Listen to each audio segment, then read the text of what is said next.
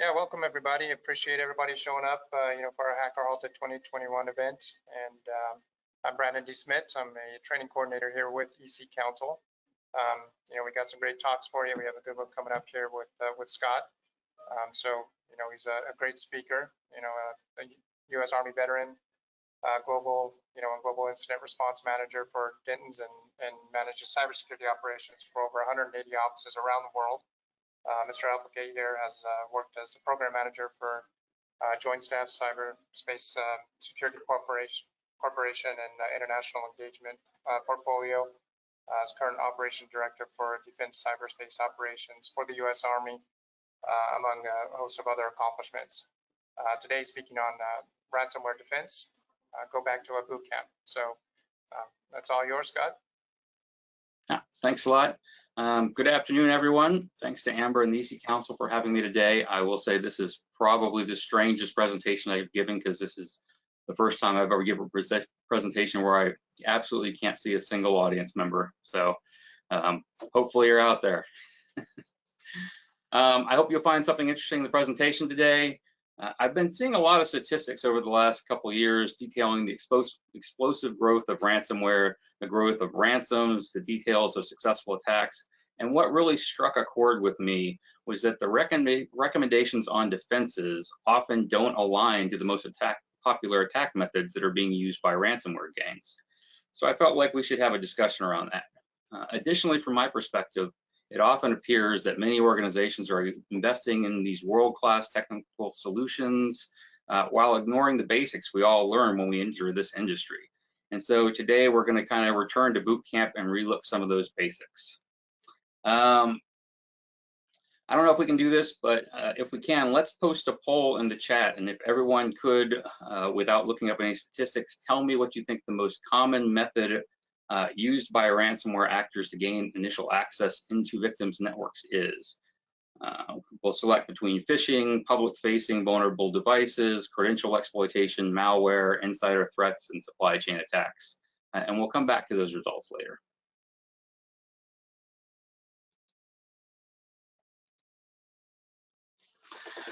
So yeah, that's a picture of me from the before times. I use that as my operational security picture now because no one recognizes me.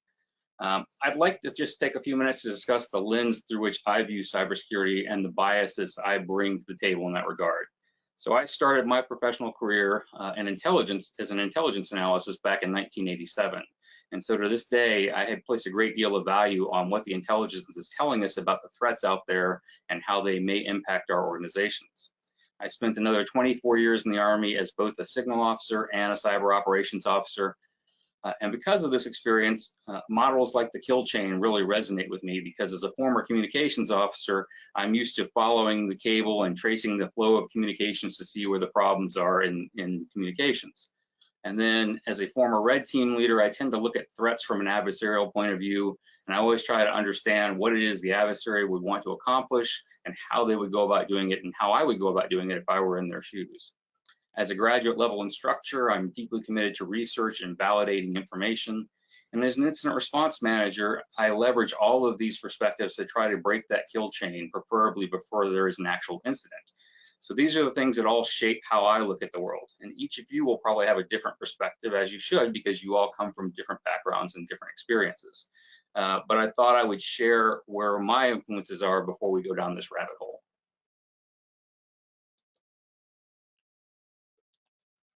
So as cybersecurity professionals, we inhabit this world of the haves and the have-nots. I've been able to work kind of at both ends of the spectrum. Running the Army's defensive cyber operations, I certainly was flush with tools and mature processes and experienced personnel and a great budget, but I've worked in very sparse environments as well where I have much less available. And most of us fall somewhere in between those two extremes. Resources are constrained, folks are overwhelmed trying to sort between different options, being pestered by sales representatives on a daily basis, trying to sell you the latest technology against a budget that was probably already set in stone before you walked in the door of the organization. Now, if you're one of the haves and you're in a very mature environment with great people, processes, technology that is automated and orchestrated with zero trust, well, first off, congratulations. Second, you may not get as much out of this briefing today, but if you're on the other end of that spectrum and you're just trying to decide where to focus your limited resources to have the most impact to prevent your organization from becoming the next ransomware news story, then this presentation may help a little. So from grandmas to governments, no one's immune to this scourge called ransomware. It's exploding exponentially. Why? Well, for starters, that's where the money is. We're seeing huge payouts for victims, and this is driving the growth of this illicit industry. Additionally, following in the footsteps of other legitimate cloud service models, ransomware gangs have developed ransomware as a service. Novice criminals and script kiddies with little or no technical skills, acting as a sort of franchise for a cybersecurity organization, can now successfully target victims. All the back-end processes from target acquisition to pricing to collecting funds are offered as a service. The gangs may charge a flat fee, a percentage of the take, or even a subscription to do multiple attacks over a period of time. And these gangs have commoditized the whole process, selling illicit access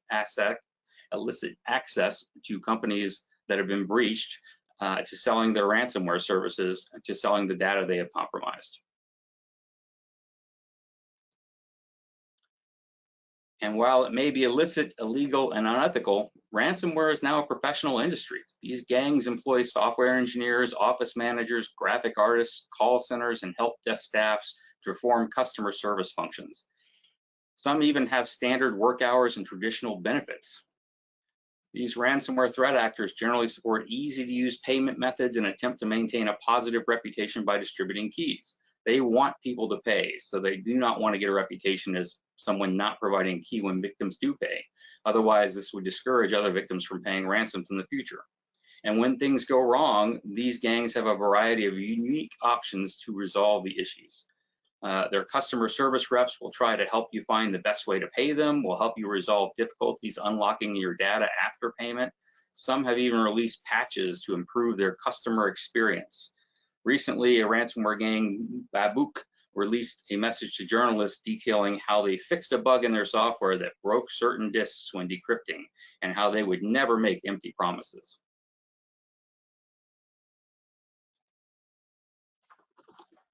So there are lots of numbers out there from different organizations, but the trend is obvious. Ransomware is growing. Fortinet Labs reports that ransomware grew 1,070% between July 2020 and June of 2021. 67% of organizations reported that they had been a ransomware target, and 16% they were attacked 3 or more times.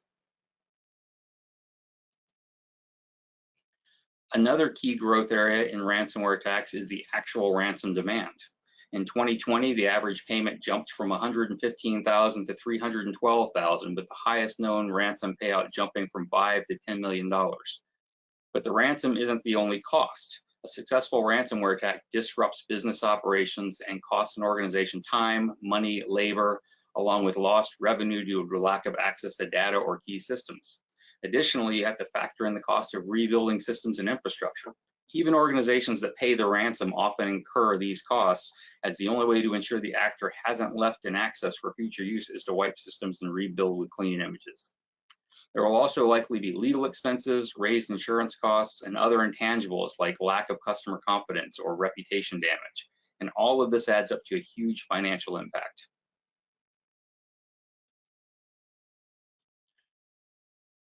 Ransomware has become an existential threat to many organizations. The impact of a single successful attack could literally put your organization out of business, especially smaller organizations that can't afford to pay ransoms in the hundreds of thousands of dollars, or that can't afford to potentially rebuild their entire IT infrastructure because of a significant chunk of it has been encrypted or worse.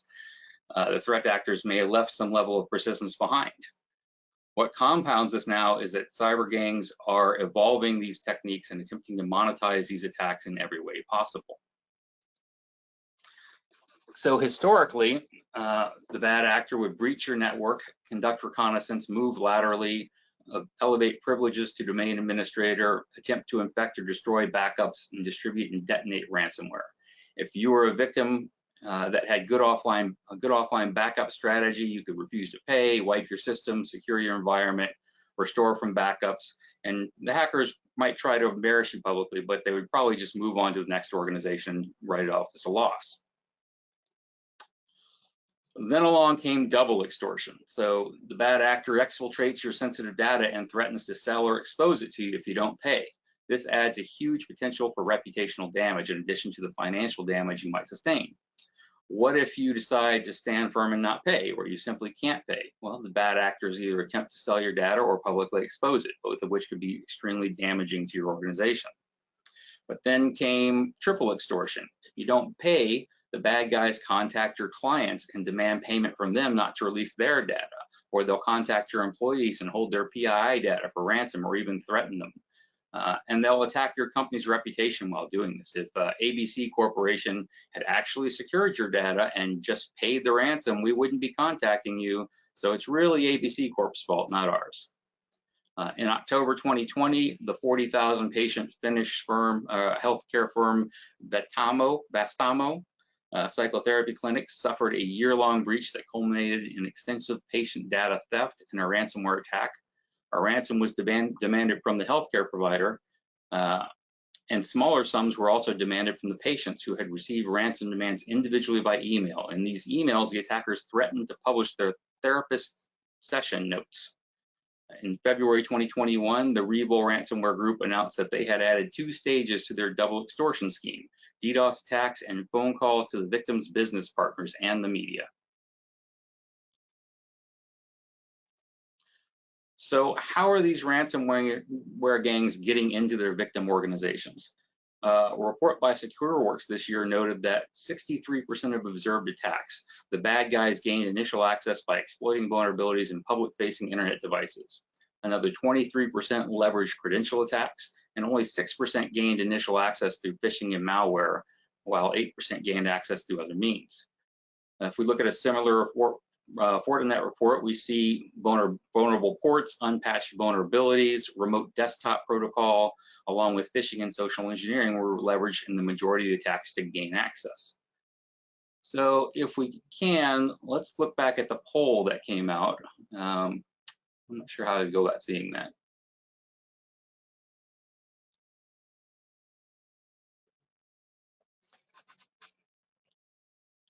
Polls.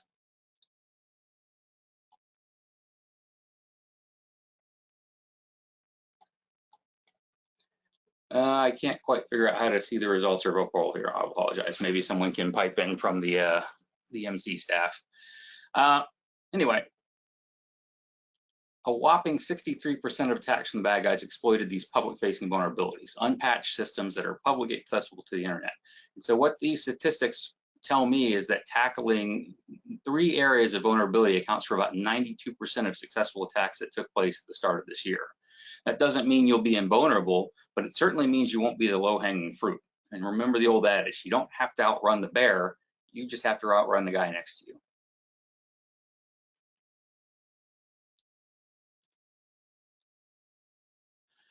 According to SecureWorks, the majority of ransomware attacks in the first quarter of this year were opportunistic in nature. In other words, Vlad the ransomer didn't wake up in the morning determined to extract a ransom from ABC Corporation. Instead, Vlad just scanned the internet for vulnerable interfaces and discovered that ABC Corporation had a public-facing RDP port and found some leaked credentials that happened to work. From there, he took over the system, moved laterally, found their key data, and encrypted it. Are there, world-class hackers working for some of these ransomware gangs? Absolutely. But there are far more bad actors out there that are just spraying and praying, discovering our own shortcomings and using them against us, and then hiring ransomware as a service to help them crack open the victim and get paid. Many of these attacks would have been prevented by basic cybersecurity hygiene. So I also like to look at things from a historical perspective as well. As the old adage states, if you don't know history, you're doomed to repeat it. The cuckoo's egg is one of my favorite case studies for this. Back in the early days before ransomware was the thing, Marcus Hess broke into a bunch of networks to find and exfiltrate data he could try to sell to the Russians. Although the technology at the time was dramatically different, most of the vulnerabilities exploited are still common today. He attempted to log into systems using well-known account names such as root, guest, system, or field. He tried default or common passwords. He scanned for plain text password files. Once he had gained access to systems, he cracked some encrypted passwords. and that sounds an awful lot like credential exploitation. He also attempted to exploit well-known vulnerabilities that have not been patched. So if we compare the SecureWorks statistics from earlier this year that I pulled up, we see coverage of these top 2 attack vectors used by ransomware gangs today. The attack vectors worked in 1986, and 35 years later, we're still trying to secure them.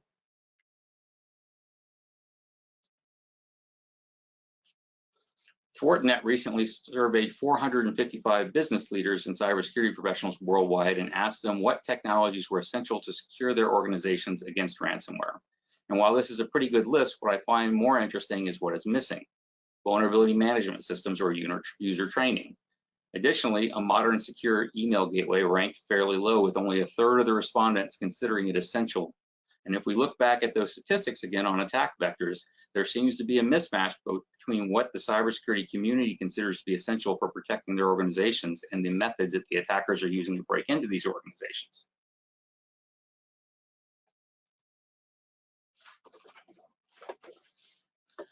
So this is a pretty typical set of security controls that most organizations will try to put in place if they have the resources and the capability to do so. And if you can, you should definitely do all of this. But if you're still building your program, where should you start? And I think we should let the intelligence guide us for that. So where to start? I tend to approach this problem from an adversarial perspective and look at what vectors the threat actor can actually use to gain access to my data, systems, and networks. And for me, there are really 4 major avenues of approach that we should tackle first: public-facing services, remote access capabilities, inboxes, and browsers. If we look at back at those statistics, we see that hardening those 4 areas accounts for 92% of the observed attacks earlier this year, covering public-facing vulnerabilities, credential exploitation, phishing, and malware. Threat actors often follow a similar attack path: steal valid credentials from corporate identity, use the credentials to infiltrate a company via a remote desktop protocol or virtual private networks. Once inside, the attackers will escalate their privileges, move laterally to establish persistence on the network, and from this point, data will be exfiltrated and ransomware will be deployed to encrypt files and demand ransoms. And anywhere along that chain that we can stop that process is helpful to us. So perimeter defense is often considered a dirty word in cybersecurity. Look how well it worked for the French in World War II with Maginot Line. We don't want perimeter defense. We want defense in depth. We want zero trust. Otherwise, adversaries will just go around the obstacles we put in place, which is absolutely true. But that being said, when was the last time you actually surveyed your perimeter defenses? Do you know where all your public-facing systems are? Do you often scan them for vulnerabilities? Do you have public-facing systems prioritized for patching and updates? Do you have third parties monitoring your public infrastructure? Do you have rules in place to alert you if someone opens a high-risk port in your environment? What if someone spins up a new Azure server which happens to have RDP enabled by default? Would you know that in your organization if this happened? This is where 63% of successful ransomware attacks are gaining access. So if you're not putting some focus on this area to ensure you're secure, I would recommend you spend some time there. Credential exploitation. This is our second biggest area of risk. Users often reuse their work passwords on other portals. They'll also sometimes use their work email to register for other services on the internet. When these organizations get breached, their usernames and password lists get leaked on the internet or sold to hackers, and it puts your organization at risk. So a big part of protecting against these types of attacks is actually educating your users on the proper use of credentials. Occasionally, a user will contact me to help because they have a personal computer or a social media account that's been hacked, and I always have a conversation with them on the importance of unique credentials for every site and the use of a good password manager and the use of multi-factor authentication on any site that supports it. From an organizational perspective, we need to enforce strong password policies and enforce multi-factor authentication for all remote access into the environment. If you're using multi-factor authentication, when was the last time you audited it to ensure no one had been set up with exceptions? You should monitor privileged accounts, and better yet, restrict administrative access to only work from privileged workstations. Block services that can be used to enumerate account information from your environment, from transiting your firewall to the public internet. Make sure your ISP is doing the same thing. You'd be surprised how often I find ISPs with vulnerable services enabled on their public interfaces. Monitor dark websites for discussions about your organization and review credential dumps to ensure your user credentials aren't exposed. If they are, obviously reset credentials.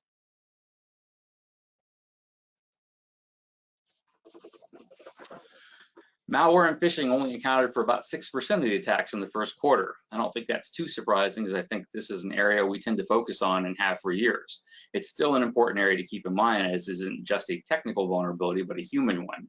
And once you get the wetware involved, things get complicated. You can have a great security system, and Billy Bob will find a creative way to bypass it because he really wants to click that juicy looking link in his inbox. Secure email gateways provide pre-delivery protection by blocking email-based threats before they reach the mail server. And you can block spam, phishing, malware, and other threats. And many will also do URL inspection. Domain-based message authentication reporting and conformance, DMARC, works with the Sender Policy Framework, SPF, and Domain Keys Identified Mail, DKIM, to authenticate mail senders and ensure the destination mail senders trust messages sent from your domain. Implementing DMARC with SPF and DKIM provides additional protection against spoofing and phishing email. And of course, security awareness training and phishing training are really essential. Year after year, studies show that this type of training has one of the highest returns on investment for any security control. Creating a culture of security in your organization is one of the best ways to improve security.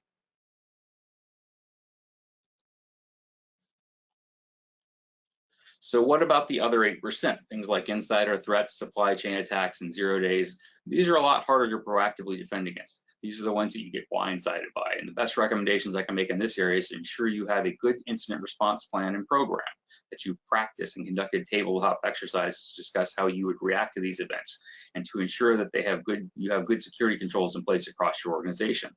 Put that defense in depth strategy in place. Just ensure you've covered the basics first.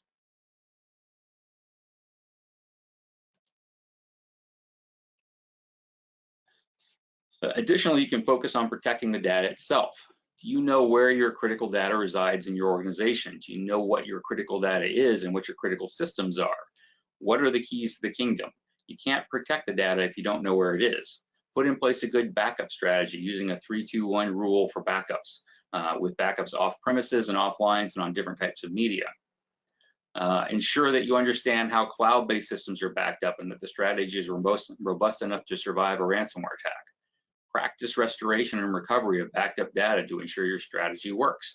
I can't tell you how often I come across organizations where they have a backup strategy and they've never tested it and they're not even sure what's still being backed up when you actually go and look. Enforce least privilege across sensitive information and put additional monitoring in place to surface unusual activity. If someone started exfiltrating gigabytes of data from your network, that's probably something you'd want to know about. Encrypt data at rest, put encryption, tracing, and remote wipe capabilities on your mobile systems. Ensure data in motion is encrypted to a commensurate level with the sensitivity of the data. And look at your data from a threat actor's perspective and try to determine how you would attempt to get it to it. And then ask yourself if you have the right controls in place to stop someone from doing that.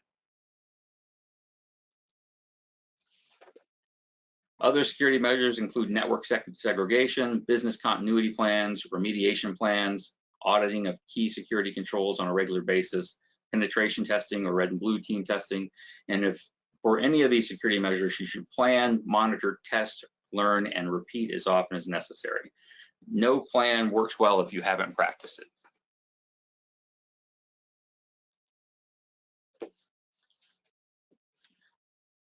So what to do when it actually happens? Now we move into that incident response phase, and the main goal here is to contain and limit damage. I favor the Pickerel model, which is one of the models out there. There are a number of others out there. It's planning, identification, containment, eradication, recovery, and lessons learned. But you can use whatever model works best for you. Once you suspect a ransomware incident is underway, immediately isolate the infected system, network, or devices from all network connections. Just pull the plug. Your immediate job is to contain the damage and keep it from spreading.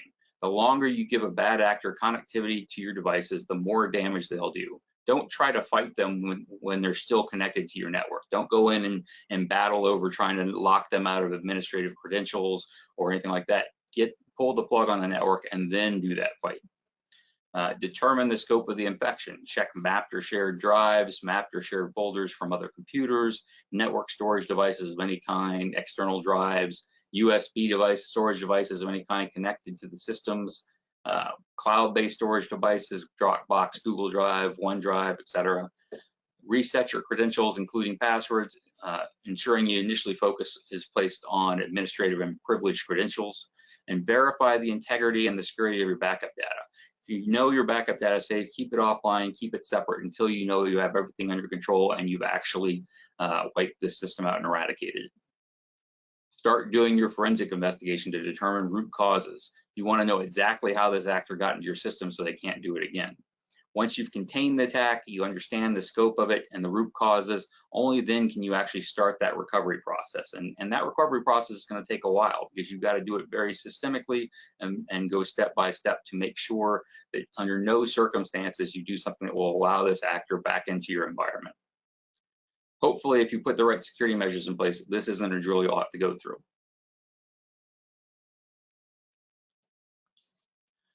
So thank you for your time today. This was kind of quick, but probably because I can't see any of you, so that just kind of makes it weird. Hope it was helpful, and if we have time, I'm happy to take some questions.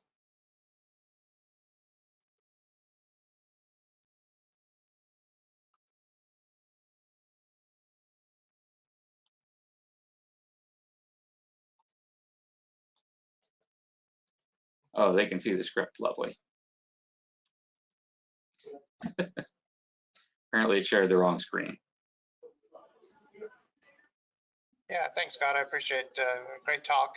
And yeah, if anybody has any questions at all, definitely feel free, throw those in the chat box there, and I'll make sure Scott gets those and we can get those answered for you. Did we ever see what the poll came back with, or did we ever get the poll out there?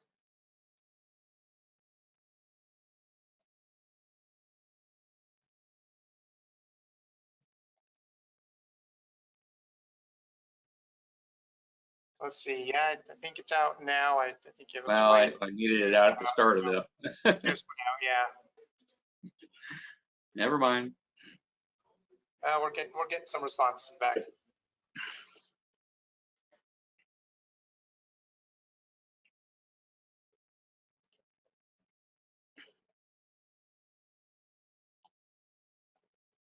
Here's a question for you, Scott. What was the percent for credentials exploitations again?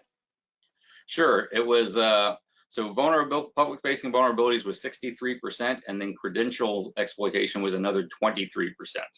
So if you just take those two vectors, you're accounting for 86% of all of the successful ransomware attacks from the first quarter of 2021.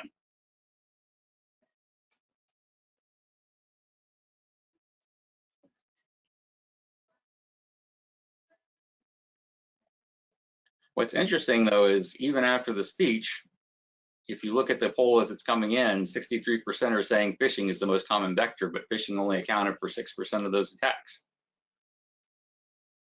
And that's because we've focused on phishing as an attack vector for the last decade. And so we do pretty well at blocking things coming from phishing, but we're not doing a great job at doing the hygiene and keeping our public-facing services up to date and patched, and making sure we don't have high-risk ports like RDP and FTP and some of the other ones that are out there that are easy to exploit out there on our public-facing websites, or having Apache servers that are 2 or 3 versions out of date when there are active exploits out there.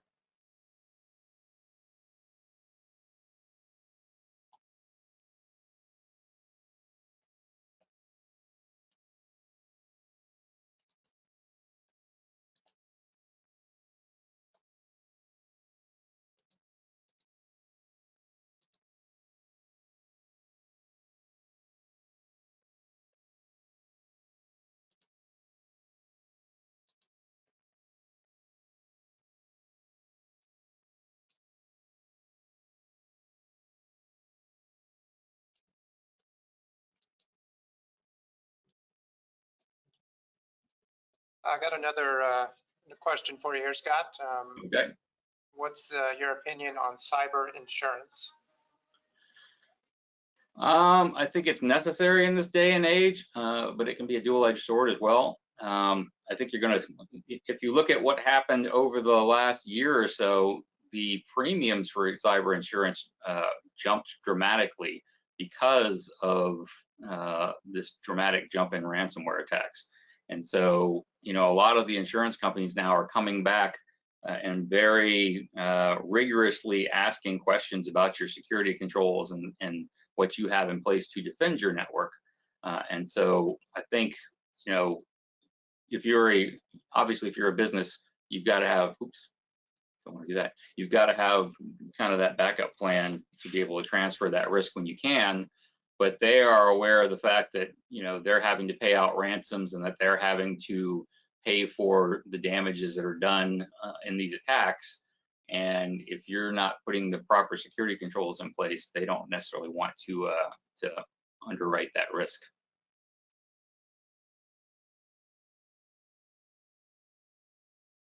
Awesome, thank you. And we have someone here just commenting on your Legos in the background. They like that. The sad thing is, from my other camera, you can see the Millennium Falcon, and the big one, not the small one. But that's hard to fit behind me in my office chair.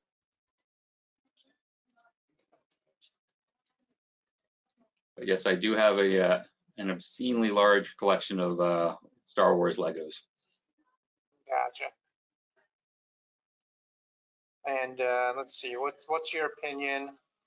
Oh, let me get back to that question. On companies providing ransom negotiation services for impacted clients. I have mixed feelings on that. I understand it's possibly a necessary service, but I kind of feel like they're kind of like the ambulance chasers. Not sure how necessary they are, whether clients could negotiate directly with the ransomware actors, but I'm sure they're making a profit off of it, because otherwise they wouldn't be in that business. So yeah, like I said, I have mixed feelings about it. I haven't had any dealings with one of them, so I can't give you any firsthand experience.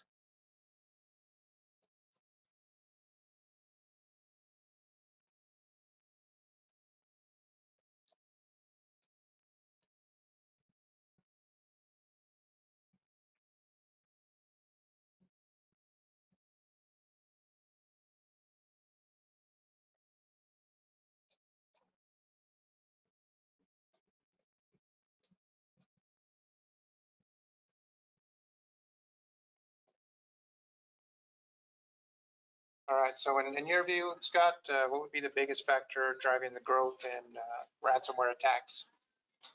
I think there's two factors. I think one of them is the very large paydays that ransomware gangs are enjoying. So, when you can make $300,000 to $10 million on a single attack, that takes you, a few days to do, maybe a couple weeks to actually orchestrate and pull off. Why wouldn't you do that as a bad guy? And the other thing of it is really the commoditization of ransomware as a service, and the ability for them to now not just do the attacks themselves, but to just leverage accesses provided from other people out there. So you can, if you manage to get a hold of access to an organization, you don't have to know how to do all of the nuts and bolts of pulling off a successful ransomware attack. You can just split the profit with one of these ransomware gangs, and they'll do it all for you, and even collect the monies. And so between those two things, it's just easy money. And like the picture I showed on the slide earlier, that's where the money is. If you're in that profession, obviously that's what you're looking for.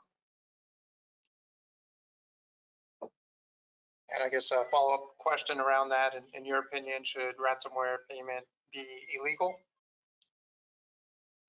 Again, I would have mixed feelings about that. I mean, partially the reason companies are paying these things is because law enforcement isn't able to shut down these gangs, and hasn't been able to successfully go after these things. So it leaves companies in a quandary of, do I pay the ransom or do I potentially go out of business? Because for some companies, that what has been encrypted is simply not something they can recover in any other way. And if you can't decrypt it in some other way other than paying it, and if your intellectual property and or all your client records or all your client data is in that database, you may not be able to restart from scratch, and you may not be able to not pay it and survive. And so by making it illegal, I think law enforcement would be putting companies in a position where they either, in some cases, have to go out of business or break the law.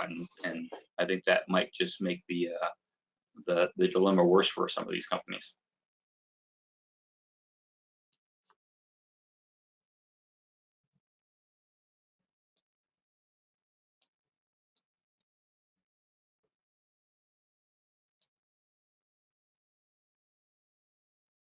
And someone had a follow-up question here. So you said 25% is caused by credential exploitation. How is this being exploited? Maybe because of phishing? Well, that may be one method they're using to gain credentials, but a lot of times the credential exploitation takes a number of forms. One of them is obviously these data dumps on the internet where hackers have broken into companies and then they dump all the usernames and password hashes out onto dark websites. In some cases, it is simply a matter of organizations using easy default passwords or easy to break passwords. So, you know, when they see an open RDP port out there, they're going to password spray it. And if you haven't actually put a decent password in there, there's a chance that they might actually crack that open. And, you know, once they get into your organization with RDP, it's pretty much over. Phishing is certainly a third option to go in and be able to get people to click on a link and provide their credentials, and then the hacker can use those credentials to get into your environment. And there's probably some other ways out there that they're gaining access to credentials as well. You know, cracking into social media accounts, guessing people's passwords based on some of the things they post, or, you know, people who reuse passwords across multiple sites.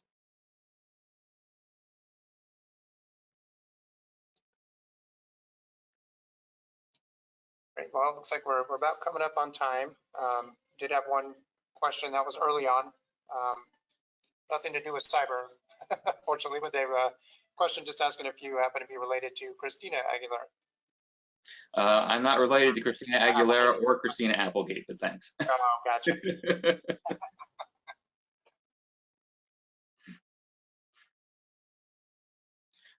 Well, again, if we're up on time, I appreciate the opportunity to speak today, and hopefully next year we'll be back in a crowded room where I can see people and kind of chat with people in the audience, things like that, because I always enjoy that a lot more. And this was kind of a weird experience, quite honestly.